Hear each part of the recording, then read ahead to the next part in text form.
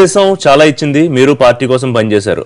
ఆ పార్టీలోంచి బయటకు వచ్చేటప్పుడు తర్వాత బీజేపీలోకి వచ్చి మీరు ఇబ్బంది పడుతున్న సమయంలోనూ రాజకీయంగా తప్పుటడుగులు వేశారని ఏమన్నా అనిపించిందా? నాకు ఏదనిపించలేదండి. ఎందుకు మీ కూడా అంత స్ట్రాంగ్ గా ఉన్న ముగ్గురు నాయకులు ఎందుకు వెళ్ళిపోయారు జనార్దన్ రెడ్డి గారు? మీరు వాళ్ళకి భరోసా ఇవ్వలేకపోయారా? ఒక ఆయన ఏమో పాపం జోగురామ్ అని ఇప్పుడు మంత్రి ఉన్నాయన అన్న కేటీఆర్ వచ్చిండు ఆదిలాబాద్లో బార్డర్ బంద్ కంట పోతా అని అంటే పో అని చెప్పిన, తెలంగాణ కోసం పోవన్నా. ఇప్పుడు మేము ఇక్కడ హరీష్ రావునే వీడు చేసిండ్రు, ఎన్నికల సమయంలో వేణుగోపాల్చారి పోయిండు. రాజీనామాలు చేసేటప్పుడు నేను ఒక్కరిని గట్టిగా బట్టి రాజీనామా ఆమోదం చేసుకున్నా కానీ మిగిలిన ముగ్గురు వీళ్ళు చేసుకోలేదు రాజీనామాల వల్ల.